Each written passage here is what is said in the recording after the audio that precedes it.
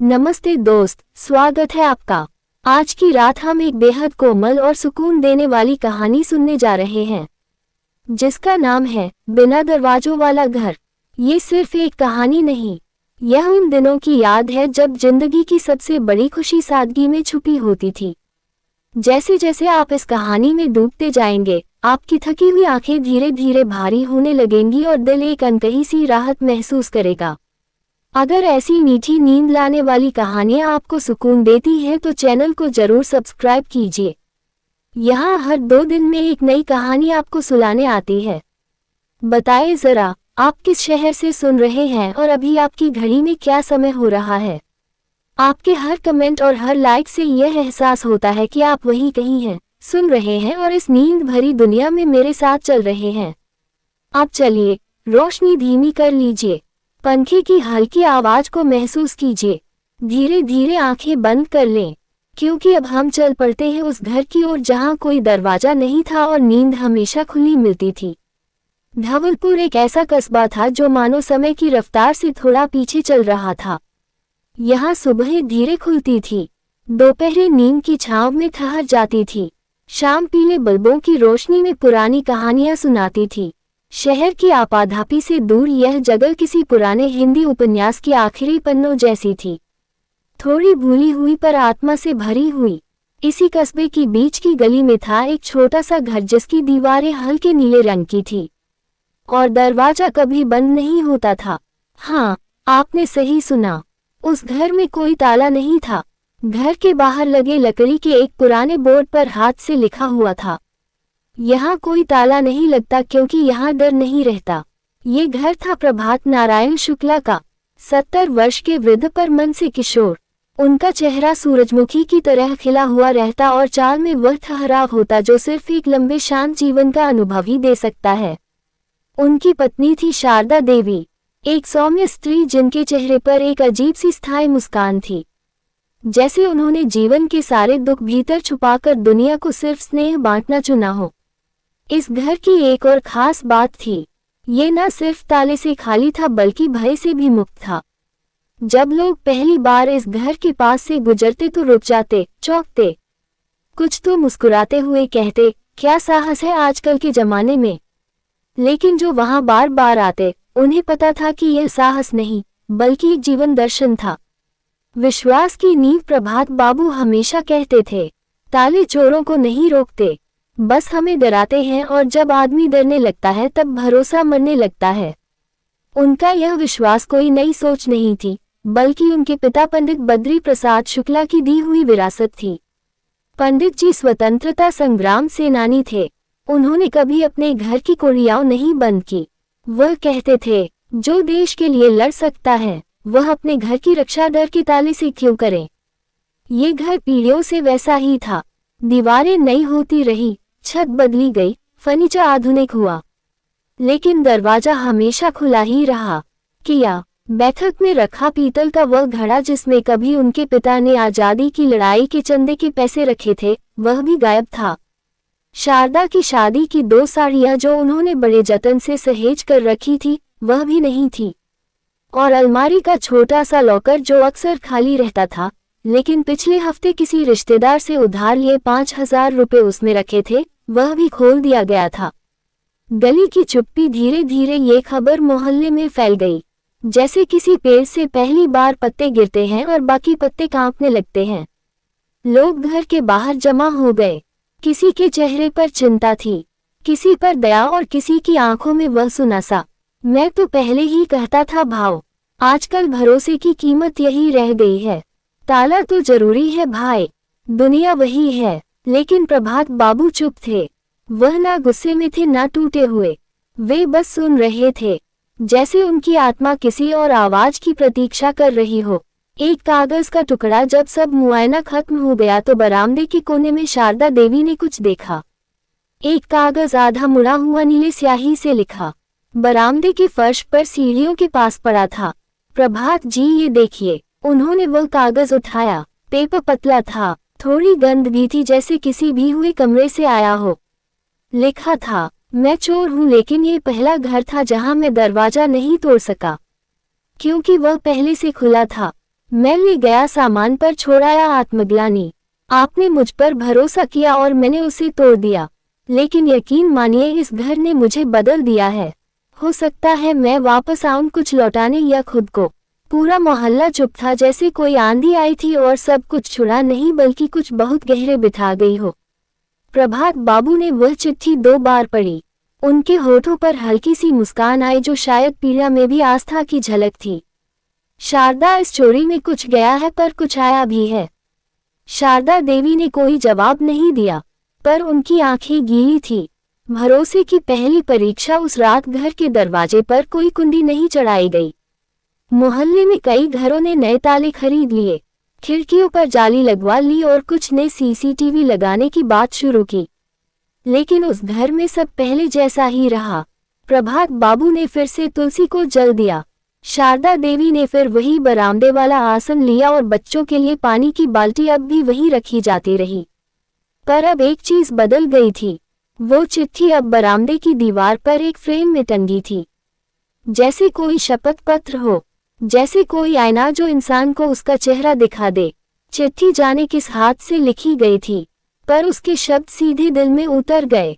उस दिन के बाद प्रभात बाबू रोज सुबह चिट्ठी के पास कुछ देर बैठते, जैसे किसी मौन संवाद में लिप्त हो जिसे कोई और ना समझे, बस एक बूढ़ा और उसकी आस्था। शारदा देवी कभी कभी उनसे पूछती, क्या आपको सच में लगता है वह लौटेगा? वो मुस्कुराते हुए कहते, जिस दिल में अपराध बोध जन्म ले लेता है वह कभी चैन से नहीं रह सकता। लौटेगा या खुद से भागता रहेगा? वह कौन था? उस अजनबी के बारे में कोई कुछ नहीं जानता था।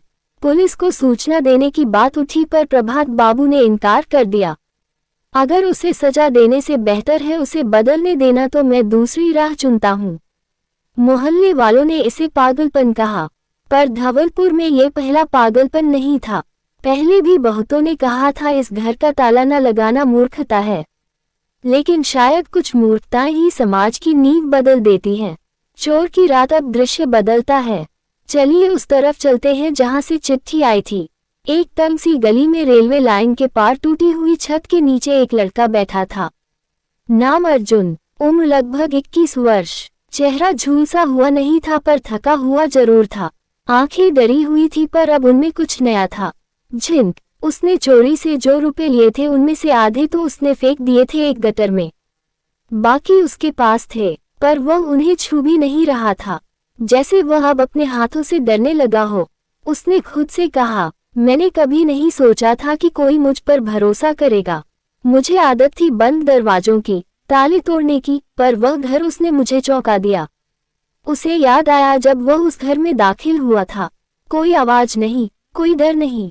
अलमारी खुली, संदूक सामने, कुछ रुपए हाथ में, और फिर उस दीवार पर टंगी तस्वीरें। एक में प्रभात बाबू अपने पोते के साथ हंसते दिख रहे थे, एक में शारदा देवी तुलसी के पास बैठी थी और एक छोटे बच्चे को पानी पिलाते हुए वह मेरे जैसे किसी को पानी पिला रही थी। बिना सवाल पूछे उसके हाथ कांपने लगे थे, पर वह सामान लेकर चला गया, क्योंकि भूख और आदत ने अब तक आत्मा से लड़ाई जीती थी। पर अब उसके भीतर कुछ हारने लगा था। चिट्ठी का जन्म अर्जुन ने वह चिट्ठी अगले दिन रात को लिखी थी। उसने एक पुराना कागज लिया, एक टूटी हुई पेन चुराए और पहला वाक्य लिखा, मैं चोर हूँ। फिर एक एक शब्द जैसे उसके भीतर से टपकता गया। जब सुबह हुई तो वह चिट्ठी लेकर फिर उसी गली में लौटा। वहां खड़ा रहा, दूर से देखा कि घर के बुजुर्ग तुलसी को जल दे रहे हैं। उसने चुपचाप आकर चिट्ठी रख दी और चला गया। लेकिन उस रात से अर्जुन की नींद टूट गई थी। अब कोई उसे सजा नहीं दे रहा था, पर आत्मा का सवाल पीछा कर रहा था। प्रभात बाबू की प्रतीक्षा अर्जुन की कहानी से दूर। उधर प्रभात बाबू अब हर शाम एक दीपक दरवाजे के पास जलाने लगे थे। दीपक छोटा था, लौ धीमी थी, पर उसकी गर्मी किसी को रास्ता दिखाने के लिए काफी थी। एक शाम उन्होंने शारदा से कहा, मैं दीपक इसलिए जलाता हूँ ताकि अगर वह लौटे तो अंधेरे में रास्ता ना भटके। शारदा देवी ने पूछा, और अगर वह कभी ना लौटे? वो बोले, तो कम से कम मेरे अंदर की रोशनी कभी बुझने ना पाए। एक सप्ताह बीत गया। एक रात जब धवलपुर में गरज के साथ बारिश हो रही थी और हर घर की खिड़कियां बंद थी, वो घर अब भी खुला था। बरामदे में रखे दीपक की लौ बारिश में कांप रही थी। अचानक एक आहट हुई। दरवाजे पर एक साया दिखाई दिया। गिला कांपता रुका हुआ और फिर एक धीमी दस्तक। बारिश थमी नहीं थी। बिजली की चमक के बीच वो साया फिर दिखाई दिया। दरवाजे के बाहर गीला और कांपता हुआ। भीतर दीपक की लौ भी अब बुझने के कगार पर थी, लेकिन बुझी नहीं, मानो वह लौ किसी प्रतीक्षा में अड़ी हुई थी। दरवाजे पर तीसरी बार हल्की सी दस्तक हुई। प्रभात बाबू ने धीरे से आंखें खोली। वे बैठक में सो रहे थे, लेकिन जैसे किसी अदृश्य ध्वनि ने उन्हें जगा दिया हो। शारदा देवी भी उठ गई। दोनों ने एक दूसरे की ओर देखा। चुपचाप बिना शब्दों के प्रभात बाबू ने दरवाजे की ओर कदम बढ़ाए। उन्होंने दरवाजा खोला नहीं क्योंकि वह पहले से खुला था। सामने खड़ा था एक लड़का, भीगा, थका और डरा हुआ। अर्जुन मौन का पहला संवाद। प्रभात बाबू ने बिना कुछ पूछे उस पर एक नजर डाली।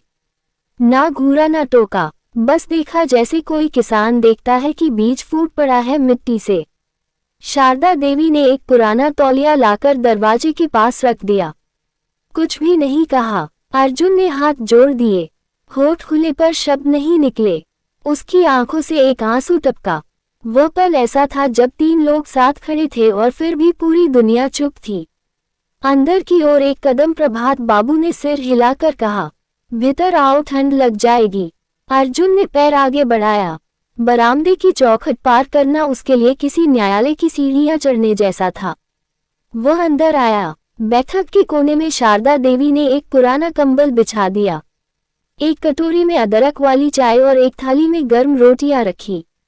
अर्जुन की आंखें वहीं रुक गई। उसने हिचकते हुए पूछा, आप मुझे क्यों अंदर लाए? प्रभात बाबू मुस्कुराए। उनकी आवाज धीमी थी पर स्थिर। क्योंकि तुमने दस्तक दी। चोर चुपचाप आता है बेटा, दस्तक देकर। रात का चुपचाप पुनर्जन्म। उस रात अर्जुन ने बहुत कम खाया पर बहुत कुछ पी लिया। माफी, मौन और मानवता।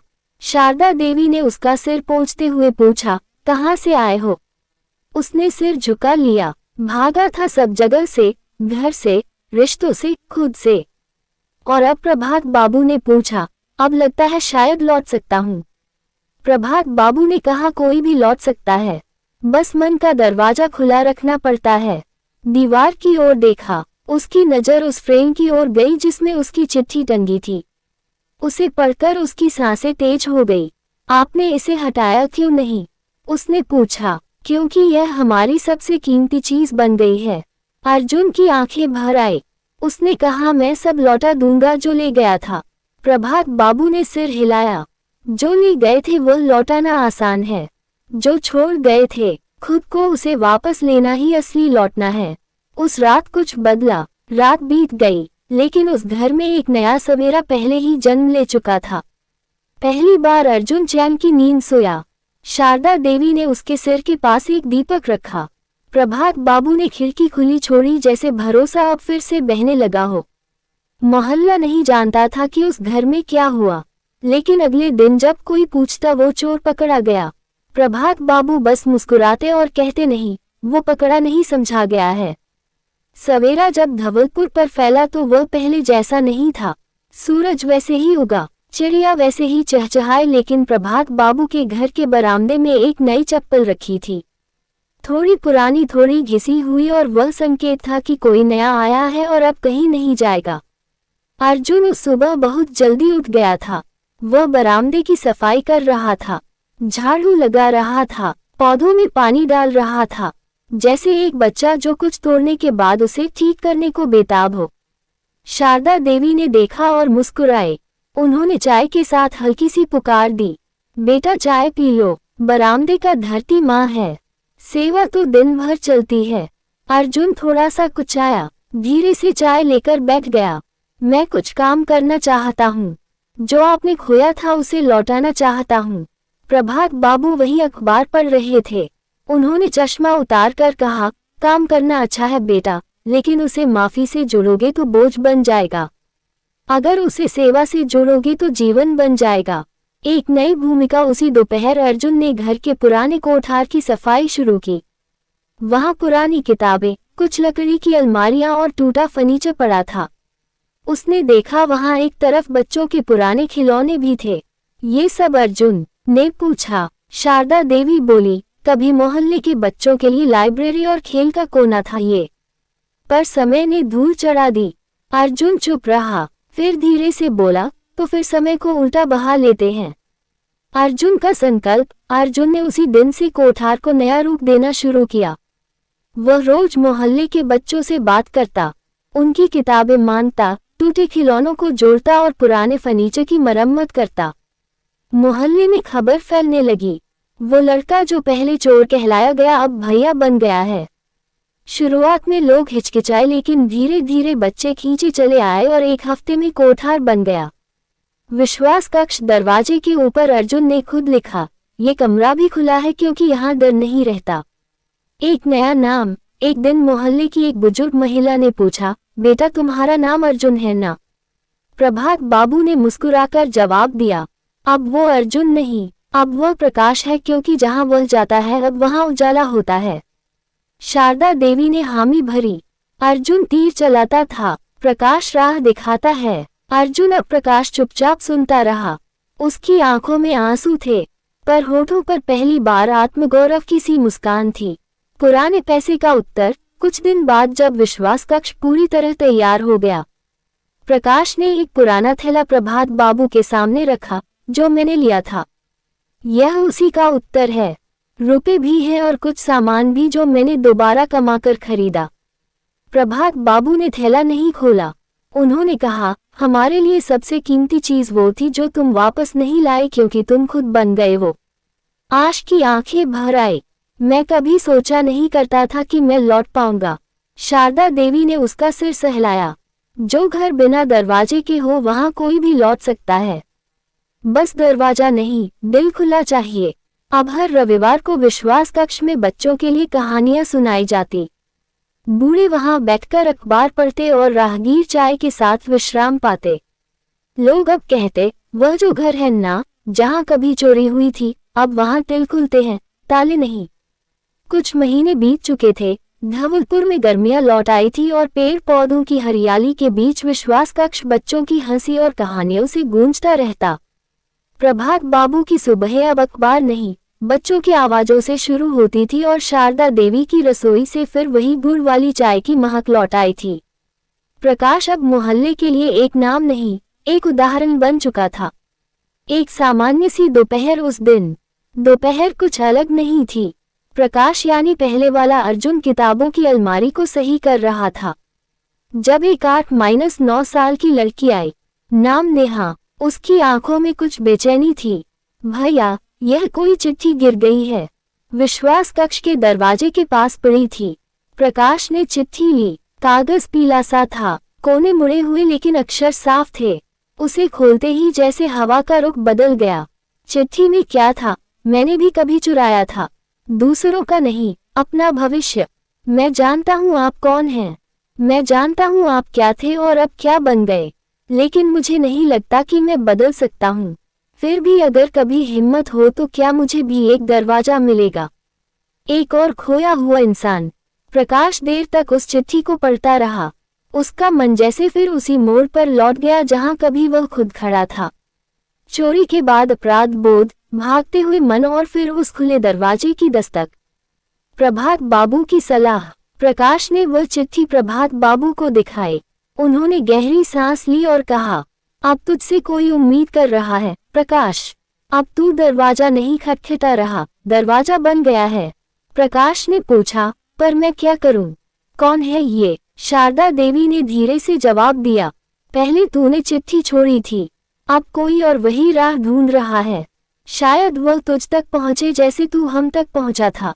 प्रकाश का उत्तर। अगले दिन विश्वास कक्ष के बाहर एक और चिट्ठी टांगी गई, लेकिन इस बार एक उत्तर के रूप में। ये घर अब भी खुला है, यहाँ ताले नहीं लगते और नाम नहीं पूछे जाते। अगर तुम लौटना चाहो तो दरवाजा खुला है और दिल भी। एक और कभी खोया हुआ इंसान जो अब खुद दीपक बनना चाहता है। लोग उस चिट्ठी को पढ़ते और मुस्कुराते। बच्चे पूछते, भैया ये चिट्ठियां कहाँ से आती हैं? प्रकाश जवाब देता, वह आती हैं जहाँ लोग टूटते हैं और पहुँचते हैं जहाँ किसी को भरोसा होता है कि टूटे को जोड़ा जा सकता है। फिर एक शाम, कुछ ही दिनों बाद, जब सूर्यास्त हो रहा था और बरामदे के दीपक की लौ फिर जल रही थी, वहां एक नई दस्तक सुनाई दी। प्रकाश बाहर आया। सामने खड़ा था एक अधेड़ उम्र का आदमी, शक्ल थकी हुई, आंखें डरी हुई, लेकिन एक उम्मीद के साथ। उसने कोई शब्द नहीं कहा। प्रकाश ने मुस्कुराकर कहा, आप अंदर आ सकते हैं। यहाँ दरवाजे बंद नहीं होते। बरामदे में हल्की रोशनी थी। दीपक की लौ झिलमिला रही थी। सामने खड़ा वह अधेड़ उम्र का आदमी, कंधे झुके हुए, चेहरे पर थकान की लकीरें और आंखों में वर्षों से दबे अपराध बोध की परछाई। प्रकाश उसे पहचान गया। उसने कहा नहीं, पर वह जानता था यह वही है जिसने चिट्ठी भेजी थी। नाम नहीं पूछे जाते। प्रकाश ने वही दोहराया जो कभी प्रभात बाबू ने उससे कहा था। यहाँ नाम नहीं पूछे जाते, सिर्फ इतना जान लिया जाता है कि तुम लौटना चाहते हो, और यही काफी है। उस आदमी की आंखें भर आईं। मैंने बहुत कुछ खो दिया है, खुद को भी, वह बोला। यहाँ बहुत कुछ पाया जा सकता है। प्रकाश ने मुस्कुराते हुए जवाब दिया, खुद को भी। नया मेहमान, आदमी का नाम हरिचरण था। कभी गांव में स्कूल मास्टर रहा, फिर किसी घरेलू कारण से पीने लगा। धीरे धीरे नौकरी गई, सम्मान गया, फिर खुद से विश्वास भी चला गया।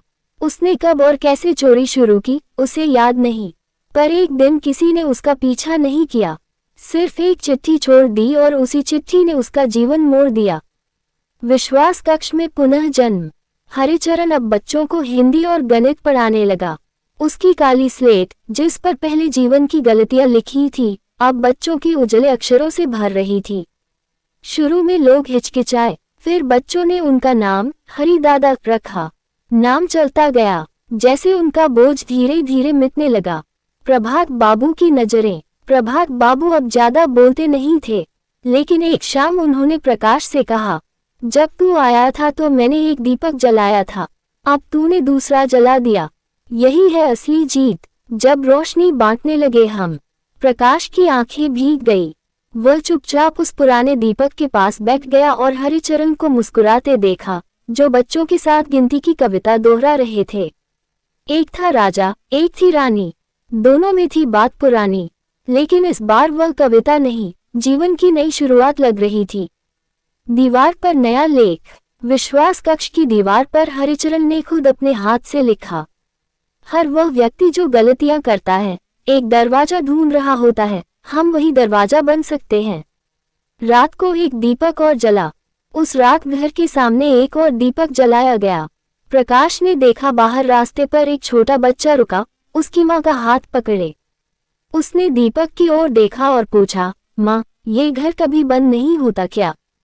माँ ने जवाब दिया, नहीं बेटा, ये घर कभी बंद नहीं होता। गांव में एक पुराना नियम था, जब भी कोई अपना अंतिम समय महसूस करता, वह एक चिट्ठी छोड़ जाता। पर प्रभात बाबू कभी कोई चिट्ठी नहीं लिखते थे। उनका मानना था, शब्दों से ज्यादा काम बोलता है। लेकिन अब समय उनके पास धीरे धीरे फिसलता जा रहा था। धीमी होती सांसें। सर्दियों की एक रात थी। प्रभात बाबू लकड़ी की कुर्सी पर बैठे थे। कमजोर शरीर, लेकिन आंखें अब भी वैसी ही चमकदार जैसे समय को पहचानने वाली हो। प्रकाश उनके पास बैठा था। हरिचरण जमीन पर। बेटा, मैंने जीवन में एक ही ताला देखा है, डर का ताला, और जब तक वह खुलता नहीं, दरवाजे कोई मायने नहीं रखते।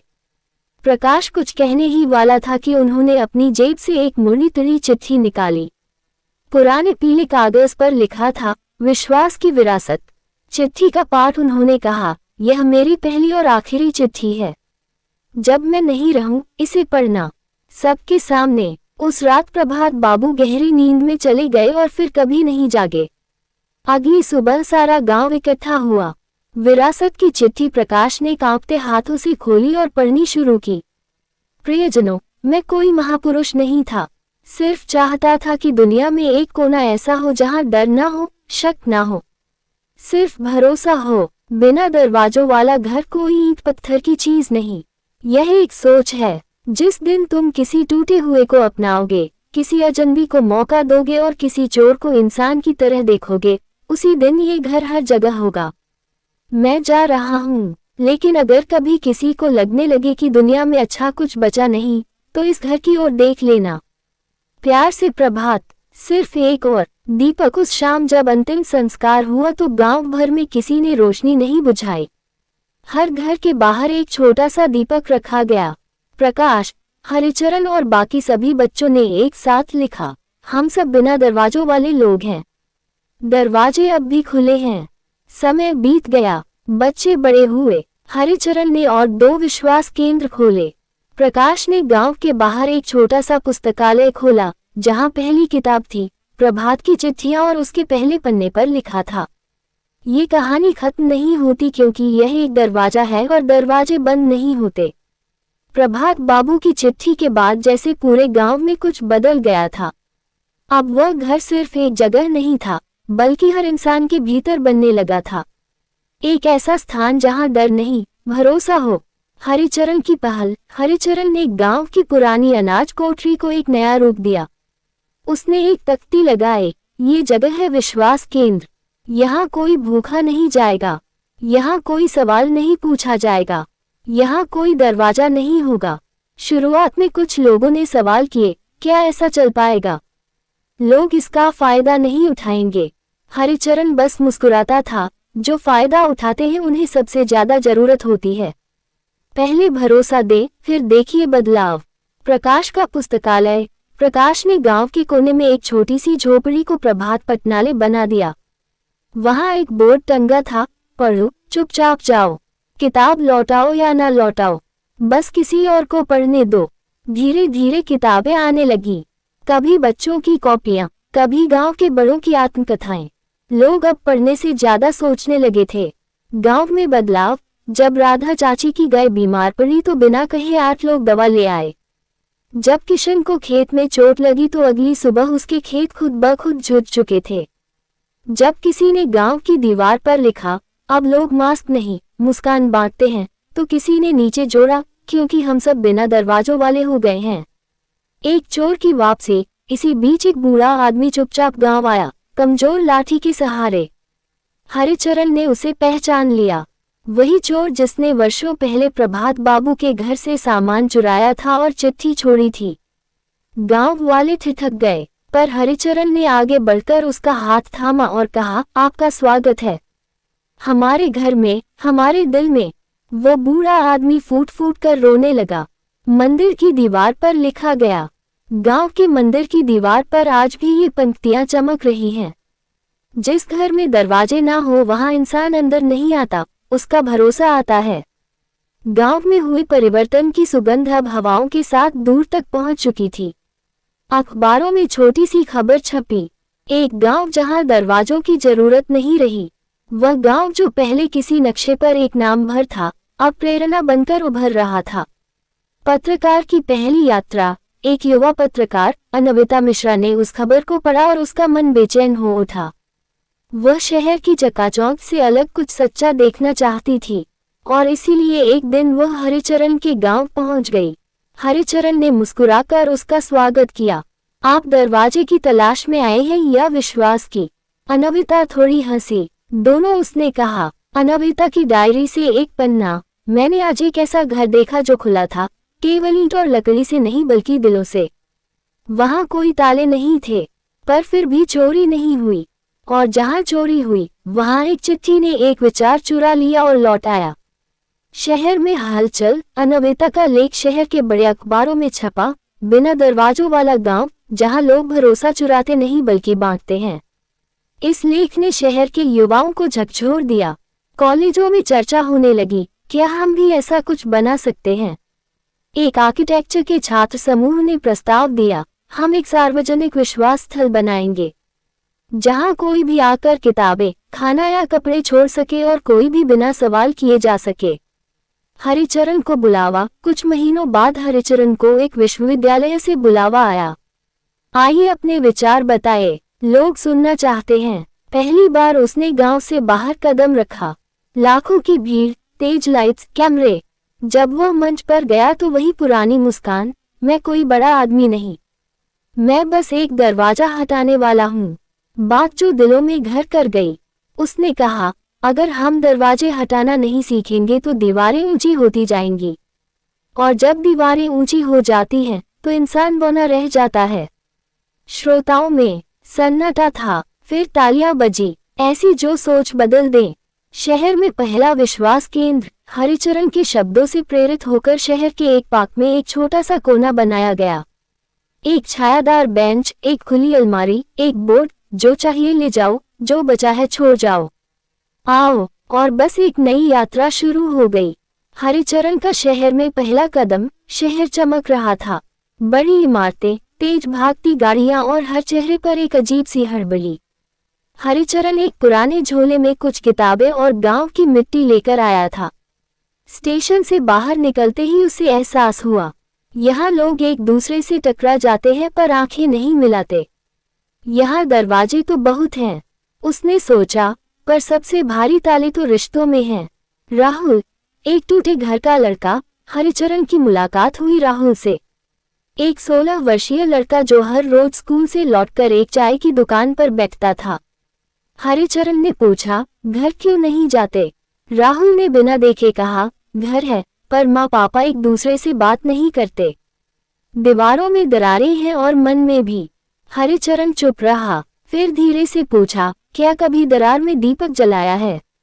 राहुल चौंका, क्या मतलब? हरिचरण, जहाँ टूटन हो वहीं से रोशनी आती है, अगर हम वहाँ स्नेह रख दें।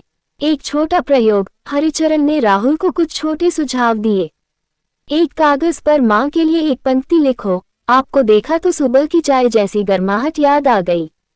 पापा के लिए एक छोटी चिट्ठी, आपके बिना ये घर खामोश लगता है। राहुल ने हिचकते हुए वह चिट्ठियां दरवाजे के नीचे से सरका दी, पर परिणाम धीरे धीरे आया। कुछ दिन तक कुछ नहीं बदला। फिर एक दिन राहुल ने देखा टेबल पर चुपचाप एक किताब रखी थी, जिस पर लिखा था, तुम्हारे लिए माँ। उस रात पापा ने कहा, चाय पिएगा बेटा? राहुल की आंखें नम थीं। हरिचरण के शब्द जैसे दीवारों के भीतर पहुंच गए थे। विश्वास की दरार से उजाला। हरिचरण ने मोहल्ले में एक दीवार चुनी जहां लोग अक्सर शिकायतें चिपकाया करते थे। उसने उसी दीवार पर लिखा, अगर कोई रिश्ता टूटा हो तो उसकी दरार में एक फूल रख देना। धीरे धीरे वहां रंग बिरंगे कागजी फूल लगने लगे। हर फूल के साथ एक छोटी चिट्ठी होती, माफ कर दिया, अब तुम्हारी याद मुस्कुराती है, चलो फिर से दोस्त बन जाए। शहर में बदलाव की बूंद। एक रिपोर्टर ने लिखा, एक गांव से आए बुजुर्ग ने शहर में भी एक बिना दरवाजों वाली जगह बना दी। दिलों में हरिचरण खुद चुपचाप चल रहा था। एक नया मोहल्ला, एक नया दिल और एक और टूटी जगह। गांव की खामोश रात। गांव के लोग अब भी उस चोरी को नहीं भूले थे। घर अब भी खुला था, पर अब हर कोई जरा सतर्क रहता था। तभी एक रात एक पुरानी साइकिल की आवाज आई, धूल उड़ती हुई, टायर चरमराते हुए, और फिर वही दरवाजा जो कभी बंद न हुआ, धीरे से चर्र की आवाज करता हुआ खुला। हरिचरण दरवाजे पर निकले और साय को देखा। एक दुबला पतला युवक, चेहरे पर थकान, आंखों में पश्चाताप, पैरों में टूटी हुई चप्पलें और पीठ पर एक खाली बोरी। हरिचरण ने पहचान लिया, वही लड़का था जिसने चिट्ठी छोड़ी थी। गांव में एक बार फिर सन्नाटा फैल गया। लोग खिड़कियों से झांकने लगे। हरिचरण की आंखों में सवाल नहीं था, उन्होंने केवल पूछा, थक गए हो? लड़का कांपती आवाज में बोला, हाँ बहुत। हरिचरण ने दरवाजा पूरी तरह खोल दिया, जैसे कहना हो, अब भी कोई ताला नहीं लगा। अगली सुबह पंचायत बुलाई गई। सबका मन भारी था, डर, गुस्सा, असहायता। लेकिन हरिचरण ने कहा, इसने चोर की तरह लिया, लेकिन एक इंसान की तरह लौट आया है। अगर हम इसका स्वागत न करें, तो हम उस घर जैसे नहीं रहेंगे जो बिना दरवाजे के बना था। लड़के की सच्चाई। युवक ने आंखों में आंसू लिए कहा, मैंने वह सब कुछ लिया जो हाथ आया, पर चिट्ठी में जो आपने लिखा था, विश्वास कोई ताला नहीं, एक प्रकाश है, वह मुझे अंदर से तोड़ गई। मैं हर शहर में भागा, पर आपके शब्दों से नहीं भाग सका। गांव की प्रतिक्रिया। एक बुजुर्ग बोले, तूने गलती की, हाँ, पर तुझ में लौट आने की हिम्मत थी। तेरा स्वागत है, लेकिन अब तुझसे एक वादा चाहिए। युवक ने सिर झुका लिया, मैं यहीं रहूंगा, काम करूंगा और यह भरोसा लौटाऊंगा। उसका नाम? हरिचरण ने मुस्कुरा कर पूछा, तुम्हारा नाम क्या है बेटे? लड़का बोला, आकाश। हरिचरण ने कहा, फिर तू अब इस घर का भी आकाश है। जैसे ये घर खुला है, अब तेरा मन भी खुला रहे। और उस रात गांव के लोग पहली बार उस चोर के लिए खाना लेकर आए। किसी ने रोटियां दी, किसी ने पुराने कपड़े और किसी ने एक कागजी फूल जिस पर लिखा था विश्वास लौट आया। दरवाजा अब भी खुला है। गांव का नया सपना, जिस गांव ने कभी डर के साए में नींद खो दी थी, अब वहां उम्मीद की महक आने लगी थी। आकाश अब चुप नहीं रहता। वह रोज सुबह हरिचरण के साथ खेतों में जाता, बुजुर्गों के साथ बैठकर उनके अनुभव सुनता और सबसे ज्यादा गांव के बच्चों के साथ खिलखिलाता। पर एक दिन उसने कहा, मैंने लिया था बिना इजाजत, अब कुछ लौटाना चाहता हूँ बिना शर्त। रसोई की शुरुआत गांव के बीचों बीच एक पुरानी झोपड़ी थी, कभी भंडार के लिए इस्तेमाल होती थी। उसे आकाश ने साफ किया, चूना पुताई की, दीवार पर एक लकड़ी की पट्टी टांगी। भरोसे की रसोई, जो चाहिए ले जाओ, जो बन पड़े छोड़ जाओ। कोई दरवाजा नहीं। गांव वालों की दुविधा, शुरुआत में लोग हिचकिचाए, अगर सब लेकर चले गए। हरिचरण ने मुस्कुराकर कहा, ताले वाले घर में भी चोरी होती है।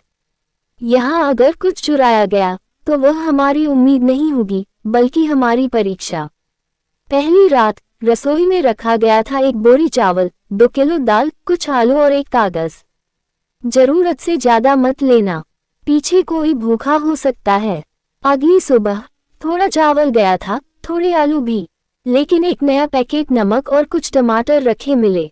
धीरे धीरे एक महिला ने आकर 2 रोटियां छोड़ी। एक लड़का स्कूल जाते समय गुड़ की डली रख गया।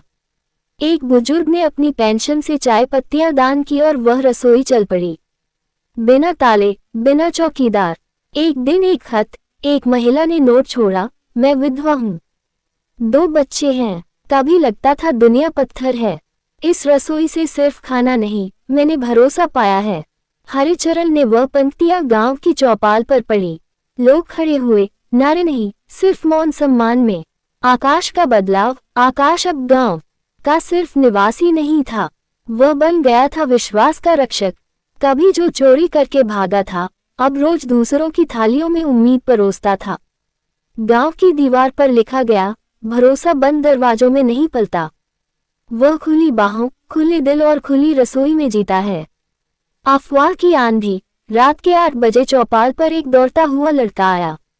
अम्मा कह रही थी, शहर से कुछ अजनबी गांव में घुसे हैं और शायद भरोसे की रसोई को लूटने आए हैं। लोग सन रह गए। कुछ ने कहा, ताला लगाओ, कुछ ने कहा, अब भी समय है। हरिचरण शांत रहे, बोले, जिस पर भरोसा नहीं था, हमने उसी से भरोसा सीखा था। अब भरोसे की रक्षा हथियार से नहीं, अपने दिल से करनी होगी। रात का पहरा। रसोई के पास कुछ युवा बैठ गए, पर हाथ में लाठी नहीं, बस चाय के कप और कहानियों की बुनाई। किसी ने कहा, अगर कोई आए तो पूछना, भूखा है क्या? किसी ने जोड़ा, अगर हाँ कहे तो पहले खाना देना। रात करीब 2:30 बजे 3 परछाइयां दिखी, धीरे धीरे पास आई। एक आदमी, एक औरत और उनके साथ एक छोटा बच्चा। चौकी पर बैठे मोहन ने पूछा, भाई भूख लगी है क्या? आदमी रुका, कांपती आवाज में बोला, हम भागे हुए हैं, पेट में 2 दिन से कुछ नहीं गया, डर था कि लोग भगा देंगे। मोहन हंसा नहीं, डराया नहीं, बस कहा, आओ पहले कुछ खा लो, फिर सुना देना कहानी। सुबह की चिट्ठी। अगली सुबह रसोई में एक कागज पड़ा मिला। हम वह नहीं थे जिनसे डर था, लेकिन आपने जो दिया वह सिर्फ खाना नहीं था, आपने हमें इंसान होने का एहसास दिया। अब हम भी अपनी जगह एक भरोसे की रसोई बनाएंगे। गांव की प्रतिक्रिया। अब गांव को अफवाहें डराती नहीं थीं। अब वहां एक नया नियम था, जो डराता है उससे लड़ो नहीं, उसे भरोसे से जीत लो। हरिचरण की मुस्कान। हरिचरण ने आसमान की ओर देखा और कहा, शायद इसीलिए ये घर बिना दरवाजों वाला था, ताकि इंसान भीतर से खुल सके। सुभाष का हाथ। गांव के सरकारी स्कूल की सफेद दीवार अब कुछ पुरानी लगने लगी थी। छिलती हुई पलस्तर, धूप से फटी सतह। एक दिन 7वीं कक्षा का छात्र सुभाष एक कोने में बैठा था, हाथ में कोयला था। टीचर ने डांटा, क्या दीवार गंदी कर रहा है? पर उसने जवाब नहीं दिया। शाम को गांव वालों ने देखा, दीवार पर एक पंक्ति चमक रही थी, अगर दरवाजे नहीं भी हो तो भी दिल बंद न होना चाहिए। गांव की प्रतिक्रिया। हरिचरण, रुक्मणी, मोहन और कई अन्य लोग आए। कुछ ने मुस्कुराकर सिर हिलाया, कुछ बूढ़ों की आंखें भर आई। सरपंच ने कहा, इस पंक्ति को मिटाना नहीं, ये हमारे गांव की पहचान है। नारा बन गया। अगले दिन स्कूल की प्रार्थना सभा में बच्चे बोले, हम वह गांव है जहां ताले नहीं हैं और दीवारें इबारत बन जाती हैं। शहर से पत्रकार आया, तस्वीर ली, अखबार में छपा, बिना ताले का गांव, भरोसे का संदेश बन गया। सुभाष का सवाल। सुभाष ने हरिचरण से पूछा, दादा, क्या एक बच्चा भी बदलाव ला सकता है? हरिचरण ने जवाब दिया, बदलाव कोई उम्र नहीं देखता, वह बस सच देखता है, और तूने सच्चाई लिख दी। संग्रहालय का निमंत्रण। कई महीनों बाद एक पत्र आया, राष्ट्रीय मानवता संग्रहालय भोपाल से, हम आपके गांव की दीवार और उस पर लिखी इबारत को हमारे संग्रहालय में स्थान देना चाहते हैं। हरिचरण की प्रतिक्रिया, मुस्कुराए, हमें दीवार भेजने की जरूरत नहीं, हम वह भावना भेजेंगे जो हर दीवार को खुली किताब बना दे। गर्मी की एक दोपहर, 5 साल बीत चुके थे। गांव अब राज्य में मिसाल बन चुका था। बिना ताले वाला घर अब भी वैसा ही था, खुला, शांत और प्रेम से भरा। एक अजनबी आदमी। एक दोपहर रसोई में कुछ महिलाएं चावल धो रही थीं। वह आदमी आकर चौखट पर खड़ा हो गया, चेहरा थका हुआ, कपड़े पुराने, आंखें झुकी हुई। मोहन ने पूछा, कहिए भैया, कुछ चाहिए?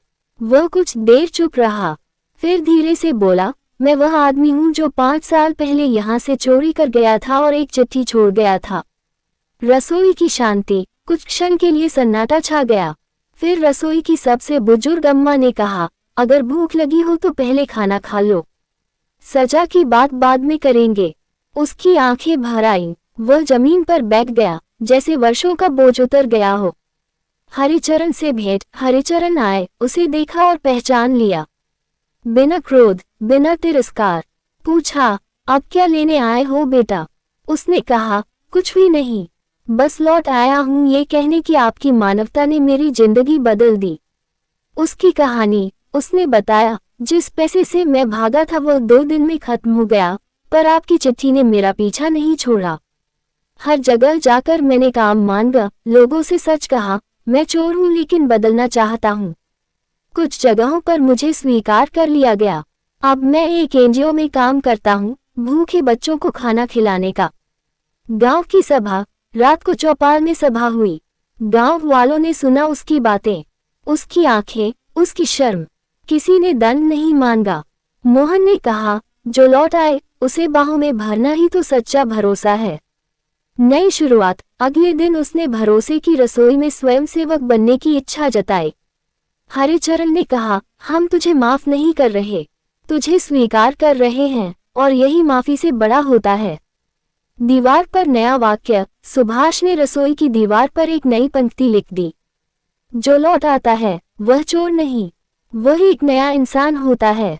एक नया पाठ। गांव के स्कूल में शिक्षा। एक दिन प्रधान अध्यापक श्रीमान मिश्रा ने बच्चों से पूछा, अगर कोई चोर सुधर जाए तो क्या वह अब भी चोर कहलाएगा? बच्चे चुप, कुछ उलझे हुए, कुछ सोच में। फिर एक लड़की मीनू उठी, अगर बीज से पेड़ बन जाए तो हम उसे बीज तो नहीं कहते ना। मिश्रा जी मुस्कुराए, ठीक कहा, आज से हम भरोसे की पढ़ाई शुरू करेंगे। मानवता की शिक्षा। नए विषय का नाम रखा गया, मानवता की शिक्षा। बच्चों को सिखाया गया, माफी मांगना कमजोरी नहीं, हिम्मत है। हर इंसान में बदलाव की ताकत है। किसी के अतीत को नहीं, वर्तमान को देखो।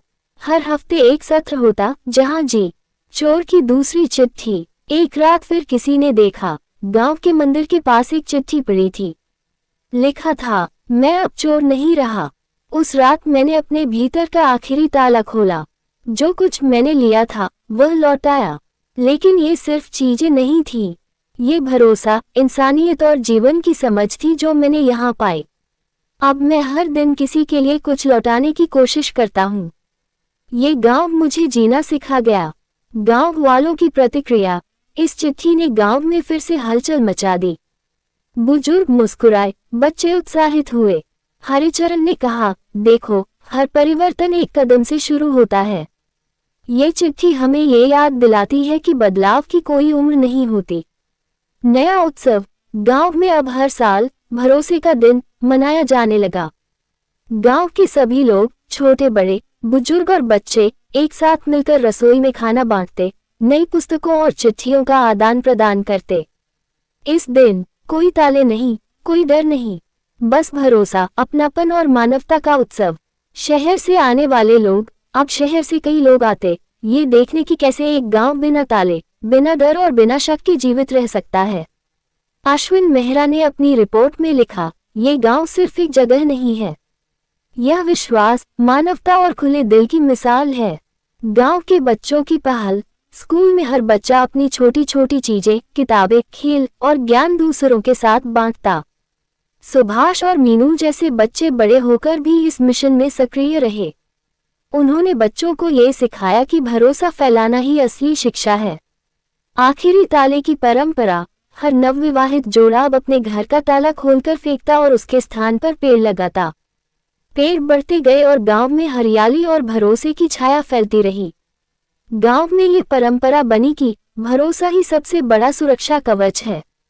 पुरानी चोरी की याद, सत्येंद्र भाई, पहले चोर अब शिक्षक, बच्चों को बताते कि कैसे उन्होंने अपने भीतर की चोरी, भरोसे की कमी को सुधारकर सच्चा इंसान बनने की कोशिश की। बच्चों की आंखों में वह सच्चाई चमकती जो किताबों में नहीं पढ़ाई जा सकती। अंत में गांव की पहचान, बिना ताले, बिना डर, खुला दिल, भरोसा और अपनापन। गांव की यह कहानी अब सिर्फ स्थानीय नहीं रही, राज्य सरकार ने इसे मॉडल स्कूल घोषित किया। टीवी, पत्रकार, फिल्मकार आते रहे, लेकिन गांव वालों का विश्वास वैसा ही स्थिर, शांत और जमीन से जुड़ा रहा। शांति की रातें, सभी अपने घरों में सोते, बिना ताले, बिना डर, पर छाया अभी भी याद दिलाती थी कि इंसानियत को संरक्षित रखना ही असली सुरक्षा है। 9/13, नीला स्वेटर और अधूरी चिट्ठियां। सावित्री देवी ने ऊन का गोला उठाया। हर गांठ एक शिकायत है और हर फंदा शायद एक क्षमा। अभी नीला स्वेटर फिर से बुनना शुरू हुआ ही था, अतीत की परतें भी सामने आ रही थी। सावित्री देवी की छोटी अलमारी में एक डिब्बा था, पुराने बिस्किट की टिन का, वर्षों से संभाला हुआ। उसमें अधूरी चिट्ठियां थी, सभी नरेंद्र के नाम लिखी, कभी पोस्ट नहीं हुई। ऊनी नजर डिब्बे पर पड़ी। सावित्री ने इसे खींचा और ढक्कन खोला। पीले पड़े कागजों पर स्याही धुंधली थी, पर शब्द अभी भी तीखे। हर अक्षर में अधूरी ममता चुभ रही थी। चिट्ठियों का पहला पाठ। बेटा नरेंद्र, उस दिन जो तुमने कहा वह मेरे लिए सिर्फ एक बात नहीं थी, वो हमारी दीवार थी जो हमारे बीच खड़ी हो गई। पर माँ तो दीवारों से प्यार नहीं करती, माँ तो दरवाजा ढूंढती है। क्या कभी लौट कर आओगे? सावित्री की आंखें भर आईं। चिट्ठी मोड़कर डिब्बे में रख दी। लेकिन फर्क पड़ता क्या है जब जवाब कभी नहीं आता। नीला स्वेटर की चौथी कतार, सुई उठाई। ऊन थोड़ा उलझने लगा, जैसे धागा भी पूछ रहा हो, कितनी देर और खींचोगी यह चुप्पी। सावित्री मुस्कुराए। बरामदे में धीमी बारिश की बूंदें गिर रही थीं। हर फंदा, हर गांठ, हर कतार समय की यादें बुन रही थी। और भीतर का दर्द, अधूरा प्रेम और लंबित माफी भी। अधूरी बातें और समझ। सावित्री ने सोचा, कभी कभी रिश्ते बातों से नहीं, खामोशियों और इंतजार से उलझते हैं। ऊन और सुई अब सिर्फ स्वेटर नहीं बना रहे थे, बल्कि उनका संबंध, उनका संवाद, उनकी यादें और उनकी ममता भी। सावित्री के भीतर का संदेश, अधूरी चीजों को पूरा करने में ही प्रेम की सच्चाई छिपी है। नीला स्वेटर अब सिर्फ कपड़ा नहीं था, ये श्रद्धा, उम्मीद और क्षमा का प्रतीक बन गया। अगले कदम, सावित्री ने तय किया कि आज से हर फंदा, हर गांठ पूरी निष्ठा के साथ बुनेंगी। चाहे नरेंद्र जवाब दे या नहीं, प्रेम और ममता की यह प्रक्रिया रुकेगी नहीं। अगली बार आने वाला अनुभव, जैसे जैसे नीला स्वेटर बनता गया, सावित्री का दिल हल्का होता गया। धीरे धीरे पुराने गिले शिकवे भी धागे में उलझकर बुन जाते। 10/13, मुंबई में नरेंद्र और स्वेटर। मुंबई की हलचल में नरेंद्र अपने ऑफिस के कैबिन में बैठा था। कंप्यूटर स्क्रीन पर ढेरों ईमेल्स की कतार, रिपोर्ट्स की चिन्हित गिनती और कानों में मैनेजर की निर्देशात्मक आवाजें। सब उसकी दुनिया का हिस्सा बन चुके थे, लेकिन आज उसकी आंखें बार बार खिड़की से बाहर दौड़ती। समुद्र अपनी लहरों से अजीब सी कहानियां कह रहा था। टी टेबल पर रखा अधूरा स्वेटर और माँ की आखिरी राखी, जो बिना कुछ कहे हर साल आ जाती थी, उसे भीतर तक छू रहे थे। नरेंद्र ने खुद से कहा, क्यों अब तक कुछ नहीं लिखा। मन में हल्की हिचक और यादें एक साथ उभर आईं। तभी बिल्डिंग की घंटी बजी। वो उठकर गया। काउंटर पर एक सफेद लिफाफा रखा था। हाथ कांप रहे थे। लिफाफे पर सावित्री का हाथ लिखा नाम, प्रिय नरेंद्र। घर की दूरबीन यादें। अंदर झांकते ही उसने देखा नीला स्लेटी स्वेटर फोल्ड किया हुआ। हर फंदा, हर गांठ, हर रंग एक कहानी कह रहा था। लिफाफे में चिट्ठी थी। उसने धीरे से खोलकर पढ़ा। प्रिय नरेंद्र, आज मैंने स्वेटर पूरा कर दिया है। हर फंदे में तुम्हारी याद और हर गांठ में मेरा प्रेम बुन गया है। चाहे तुम पास हो या दूर, ये स्वेटर तुम्हें मेरी ममता की गर्माहट दे। मैं जानती हूँ कि समय और दूरी बदल सकते हैं, लेकिन हमारी समझ और स्नेह हमेशा बने रहेंगे, माँ सावित्री। भावनाओं का तूफान। नरेंद्र की आंखें नम हो गईं। हाथ कांप रहे थे। उसने स्वेटर को धीरे से छुआ। महसूस किया हर फंदे में माँ की ऊर्जा। उसने महसूस किया कि यह सिर्फ स्वेटर नहीं, बल्कि माँ और बेटे के बीच का संवाद था, जो वर्षों की चुप्पी को सिलकर पूर्ण हुआ। स्मृति और प्रतिबिंब। नरेंद्र ने खिड़की की ओर देखा। समुद्र की लहरें, दूर क्षितिज पर सूर्य की हल्की सुनहरी किरणें, सब जैसे इस मिलन का प्रमाण बन रही थी। उसने मन ही मन प्रण लिया कि अब वह भी अपने जीवन में उसी तरह भरोसे और प्रेम को बुनने का प्रयास करेगा। अगले कदम। नरेंद्र ने कंप्यूटर और फाइलों की दुनिया से दूर पहली बार महसूस किया कि वास्तविक सुरक्षा, वास्तविक शक्ति रिश्तों की नींव में है। वह अब सिर्फ काम के अधीन नहीं, बल्कि मानवता और संबंधों के सच्चे अनुभव के अधीन भी था। आखिरी कदम। स्वेटर को संभालते हुए, चिट्ठी को पास रखकर उसने निर्णय लिया, आज से वह हर साल माँ को लिखेगा। अब शब्दों के बजाय भावनाएं और अनुभव ही उनके बीच का पुल बनेंगे। हर फंदा, हर गांठ एक याद और एक भरोसा बन जाएगा। 11/13। बेटा, मैं नहीं जानती कि हम कब और कैसे अलग हो गए। शायद जब तू बड़ा हो गया और मैं छोटी पड़ गई। पर जान कि माँ कभी छोटी नहीं होती। वो बस खामोश हो जाती है ताकि बेटा अपनी राह खुद ढूंढ सके। नरेंद्र ने चिट्ठी के पन्ने को धीरे धीरे खोला। हर शब्द, हर वाक्य माँ की आवाज की तरह कानों में गूंज रहा था। उसने देखा कि माँ ने उसके बचपन की यादें, उसकी गलतियां और उसकी खुशियों को प्यार से लिखा था। वापसी की अनुभूति। नरेंद्र ने अलमारी की दूसरी दराज खोली। वही पुरानी किताबें, पापा की घड़ी और बचपन का झुंझुना। हर चीज ने उसे उसकी जड़ों से जोड़ा। उसने महसूस किया कि घर केवल दीवारें और छत नहीं, बल्कि प्रेम और विश्वास की स्मृतियां हैं। स्वेटर की गर्माहट। नीला स्लेटी स्वेटर अब पूरी तरह तैयार था। उसने उसे संभाला और धीरे से महसूस किया कि सालों की दूरी, चुप्पी और इंतजार की सारी गर्माहट अब उसमें समा गई है। ये केवल कपड़ा नहीं, बल्कि एक भावनात्मक पुल था। माँ और बेटे की चुप्पी। रात का खाना खामोशी में बीता। कोई शब्द नहीं, कोई माफी नहीं, कोई तर्क नहीं, सिर्फ आंखों की भाषा और एक दूसरे को महसूस करने की क्षमता। उस खामोशी में ही उनका पुनर्मिलन हुआ। नरेंद्र का मन। वह धीरे धीरे अपने कमरे में गया। पुरानी किताबों और स्मृतियों को देखा। डायरी खोली। पहला पन्ना पढ़ते ही उसे अपने बचपन की खुशबू और यादें महसूस हुई। जीवन का ईमानदार हिस्सा उसके सामने जीवित हो उठा। समापन की तैयारी। वह पुरानी चिट्ठी, झुंझुना और स्वेटर एक जगह रखकर बैठा। महसूस किया कि माँ ने उसे केवल सिखाया नहीं, बल्कि अपने अनुभवों और प्रेम से उसकी आत्मा को जोड़ दिया। अब उसके भीतर एक नया विश्वास और स्थिरता थी। वह जानता था कि दूरी और समय कभी भी प्रेम और विश्वास को कमजोर नहीं कर सकते। अब उसके कदम स्थिर थे, मन शांत और दिल भरोसे और प्रेम से भरा। 12/13। माँ की कहानी प्रकाशित कुछ हफ्तों बाद गांव और आसपास चर्चा में आई। उनकी गांठों ने केवल कपड़ा नहीं बनाया, बल्कि लोगों के दिलों में छुपी भावनाओं, यादों और विश्वास को जोड़ दिया। नरेंद्र ने देखा कि कैसे हर महिला धीरे धीरे खुल रही थी। बुनाई के दौरान उनके चेहरे पर हल्की मुस्कान, आंखों में चमक और हाथों में नई ऊर्जा लौट रही थी। केवल ऊन की गांठ नहीं, बल्कि रिश्तों और आत्मविश्वास की गांठें भी सुलझ रही थीं। एक दिन एक विधवा महिला ने कहा, मैंने वर्षों से कोई बात किसी से नहीं की, लेकिन जब मैंने ये गांठ बांधी तो लगा कि मैं फिर से जी रही हूँ। सावित्री ने मुस्कुराते हुए कहा, बस यही तो असली बुनाई है बेटा, ऊन से नहीं बल्कि दिल से। नरेंद्र ने महसूस किया कि माँ ने उसे केवल स्वेटर बुनना नहीं सिखाया, बल्कि जीवन की समझ और संवेदनशीलता भी दी। हर फंदे में धैर्य, हर गांठ में प्रेम और हर रंग में अनुभव बुनना सिखाया। गांव अब बदल रहा था। लोगों के बीच संवाद और समझ बढ़ी। पुराने डर और संदेह धीरे धीरे मिटने लगे। बच्चे, बूढ़े, पुरुष और महिलाएं सभी एक दूसरे के पास आने लगे। ऊन की बुनाई ने एक समुदाय को फिर से जोड़ दिया। नरेंद्र ने माँ के पास जाकर कहा, माँ, ये स्वेटर, ये कक्षा, ये सब केवल कपड़ा नहीं है।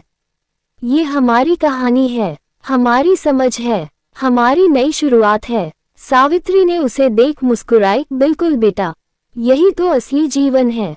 हर फंदा, हर गांठ, हर धागा हमें जोड़ता है, सिखाता है और फिर से जोड़ता है। अब ऊन की गांठें केवल स्वेटर या कपड़े नहीं बल्कि प्यार, समझ और विश्वास की नई परतें बन गई थी। गांव में एक नई परंपरा शुरू हो गई। बच्चों को भी यह सिखाया जाने लगा कि रिश्ते, यादें और अनुभव ही असली बुनाई हैं। नरेंद्र और सावित्री अब केवल माँ बेटे नहीं बल्कि शिक्षक और मार्गदर्शक भी बन चुके थे। उनका संदेश था, जीवन की बुनाई में हर गांठ महत्वपूर्ण है, हर फंदा महत्वपूर्ण है। जो खो गया उसे याद रखना और जो है उसे जोड़ना सीखना। गांव अब पहले से ज्यादा जीवंत था। हर कोने में ऊन की बुनाई की लय थी, हर दरवाजे पर विश्वास और हर चेहरे पर नई चमक। ये कहानी अब केवल उनका नहीं बल्कि पूरे गांव की हो गई थी। सावित्री देवी की कहानी एक हिंदी पत्रिका में प्रकाशित हुई। ऊन की गांठें, एक माँ की चुप्पी का दस्तावेज। नरेंद्र ने वो पत्रिका शहर भेजी। अपने दोस्तों को, पुराने सहपाठियों को कई ने फोन किया, कुछ ने ईमेल किया। एक लेख ने उस गांव की बुजुर्ग माँ को लेखक बना दिया था। अब सावित्री देवी की ऊन की दुकान गांव की महिलाएं चलाती थी। नाम रखा गया, गांठ रिश्तों की बुनाई। एक शाम की बात, नरेंद्र और माँ आंगन में बैठे थे। चाय के साथ स्वेटर का पैकेट था। इस बार किसी ग्राहक के लिए नहीं बल्कि एक नवजात के लिए। किसके लिए? माँ ने पूछा। नरेंद्र ने धीमे से मुस्कुराते हुए कहा, शहर में एक दोस्त की बेटी हुई है। पहली बार कोई स्वेटर मैं खुद पूरा बुन रहा हूँ, पर हर फंदा तुमने सिखाया है माँ।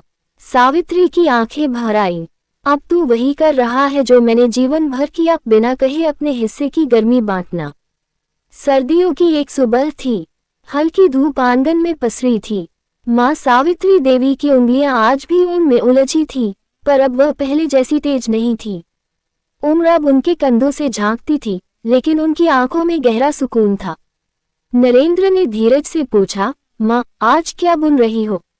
माँ मुस्कुराए, एक आखिरी स्वेटर पर। ये किसी के लिए नहीं है, यह मेरे लिए है। जब मैं इस घर से जाऊं, तो मेरे पास भी कुछ हो जो मैंने अपनी चुप्पियों से बुना हो। नरेंद्र कुछ नहीं बोला, बस उनके पास बैठ गया। उनकी बुनाई की लय अब धीमी हो चुकी थी। हर फंदे के साथ वो जैसे कोई अधूरी बात पूरी कर रही थी। अंतिम गांठ बांधते हुए उन्होंने ऊन की डलियों को देखा। अब इनमें कुछ बाकी नहीं रहा।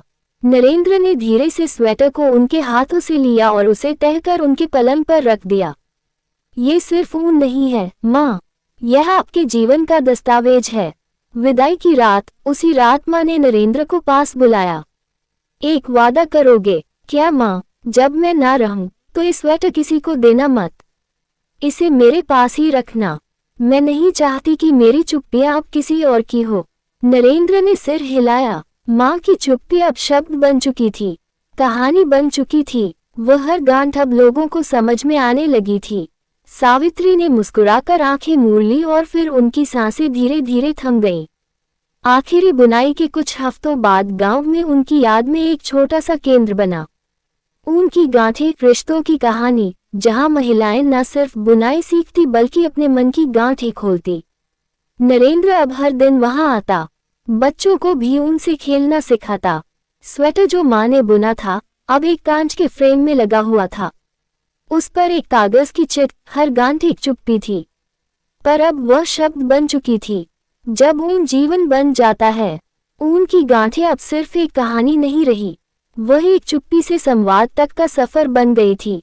नरेंद्र जब भी नई बुनाई शुरू करता, माँ की आवाज उसके भीतर गूंजती, धैर्य से बुन बेटा, ऊन भी समझता है कब मन सच्चा है। और यूं एक माँ की खामोशी ने पूरे गांव की आवाज बन ली।